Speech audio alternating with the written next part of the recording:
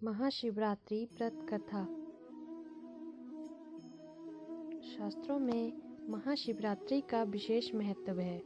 इस दिन भगवान शिव और पार्वती जी का विवाह हुआ था।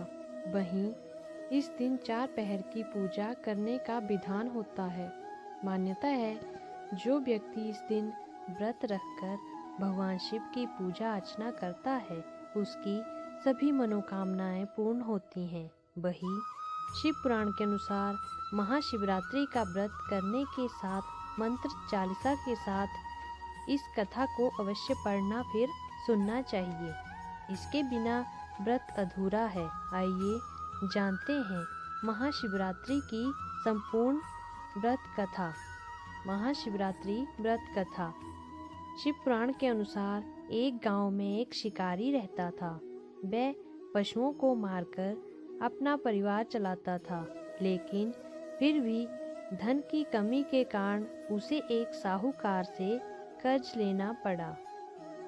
लेकिन उसका कर्ज समय पर ना चुका सका, जिसके कारण गुस्से में आकर साहूकार ने शिकारी को पकड़वाकर शिव मठ में बंदी बना लिया। जिस दिन उसने ऐसा किया वह दिन शिवरात्रि का था। साहूकार के घर पर शिवरात्रि की पूजा हो रही थी। शिकारी ध्यान मग्न होकर शिव की धार्मिक बातें सुनता रहा। चतुर्दशी पर उसने शिवरात्रि की कथा भी सुनी।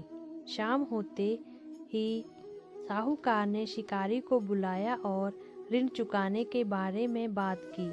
शिकारी ने अगले दिन पूरा ऋण चुकाने का वचन देकर खुद को उसके बंधन से छुड़ा लिया। रोज की तरह शिकारी जंगल में शिकार के लिए निकला, लेकिन साहूकार का बंदी बने रहने के कारण वह कुछ खा पी नहीं पाया था। ऐसे में वह बहुत व्याकुल था। शिकार करने के लिए वह एक तालाब के किनारे खड़े बेलपत्र के पेड़ पर अपने लिए पड़ाव बनाने लगा। उस पेड़ के नीचे शिवलिंग था जो बेलपत्रों से ढका हुआ था। शिकारी को उस शिवलिंग के बारे में पता नहीं था। अपने पड़ाव को बनाते समय उसने टहनियाँ तोड़ी और वे संयोग से शिवलिंग पर गिर गई। इस प्रकार पूरे दिन भूखे प्यासे शिकारी का व्रत भी हो गया और संयोग से उसने शिवलिंग पर बेलपत्र भी चढ़ा दिया। रात का एक पहर बीतने के बाद एक गर्भिणी मृगी तालाब पर पानी पीने के लिए पहुंची। शिकारी ने धनुष पर तीर चढ़ाकर जैसे ही प्रत्यंचा खींची, मृगी बोली, मैं गर्भ से हूँ, शीघ्र ही मुझे प्रसव होगा। तुम एक साथ 2 जीवों की हत्या करोगे जो ठीक नहीं है। उसने शिकारी से कहा कि मैं अपने बच्चे को जन्म देकर जल्द ही तुम्हारे सामने प्रस्तुत हो जाऊंगी, तब तुम मेरे प्राण हर लेना। ऐसा सुनते ही शिकारी ने प्रत्यंचा ढीली कर दी और मृगी झाड़ियों में लुप्त हो गई। प्रत्यंचा चढ़ाने और ढीली करने के वक्त संयोग से कुछ और बिल्वपत्र अनायास ही टूटकर शिवलिंग पर गिर गए। इस प्रकार उससे अनजाने में ही प्रथम पहर का पूजन भी संपन्न हो गया। कुछ ही देर बाद एक दूसरी मृगी वहां से निकली। शिकारी की खुशी का ठिकाना ना रहा। शिकारी को देखते ही उसने धनुष पर बाण फिर से चढ़ाया। तब उसे देख मृगी ने विनम्रता पूर्वक निवेदन किया, हे पारधी, मैं थोड़ी देर पहले ही ऋतु से निवृत्त हुई हूँ, कामातुर बिरहणी हूँ, अपने प्रिय की खोज में भटक रही हूँ। मैं अपने पति से मिलकर शीघ्र ही तुम्हारे पास आ जाऊंगी। शिकारी ने उस मृगी को भी जाने दिया। 2 बार शिकार को खोकर वह चिंता में पड़ गया। रात्रि का आखिरी पहर भी बीत रहा था। इस बार भी उसके धनुष से लगकर कुछ बेलपत्र फिर से शिवलिंग पर जा गिरे तथा दूसरे पहर की पूजा भी संपन्न हो गई। तब एक हरिणी अपने बच्चों के साथ उधर से निकली।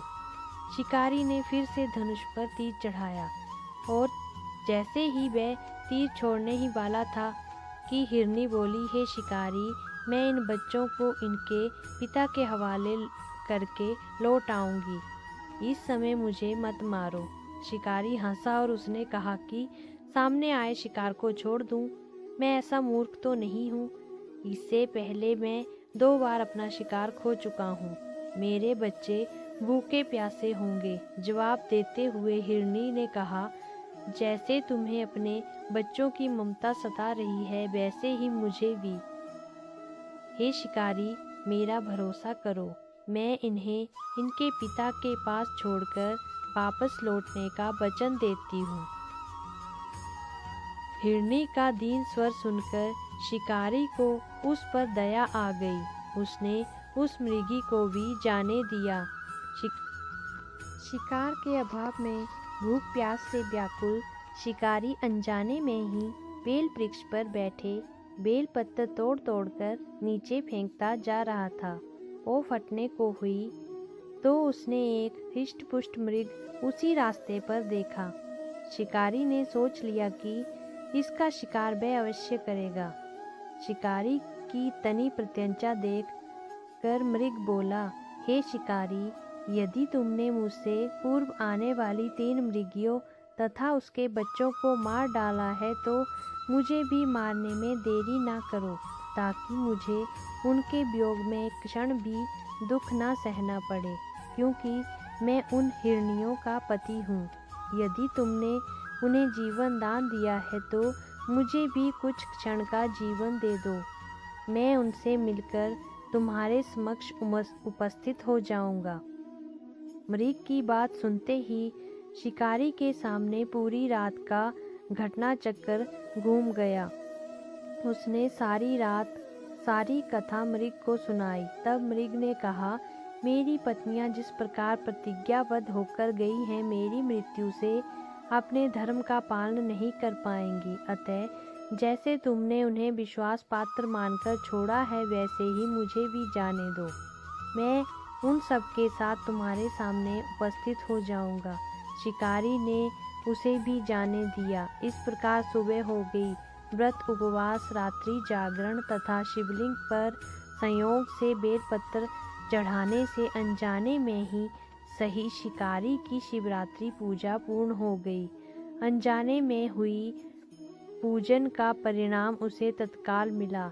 शिकारी का हिंसक हृदय निर्मल हो गया और उसमें भगवत भक्ति का वास हो गया। थोड़ी देर बाद मृग अपने परिवार के साथ शिकारी के पास उपस्थित हो गया ताकि वह उनका शिकार कर सके।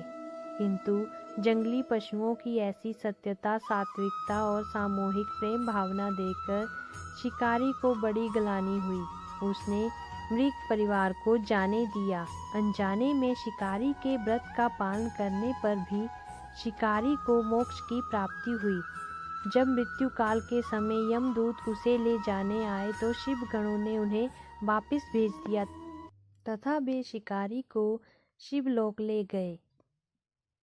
दोस्तों, आपको हमारी आज की वीडियो कैसी लगी कमेंट करके ज़रूर बताना। वीडियो पसंद आए तो चैनल को लाइक, शेयर और सब्सक्राइब करें। आपका बहुत बहुत धन्यवाद। ओम नमः शिवाय। हर हर महादेव।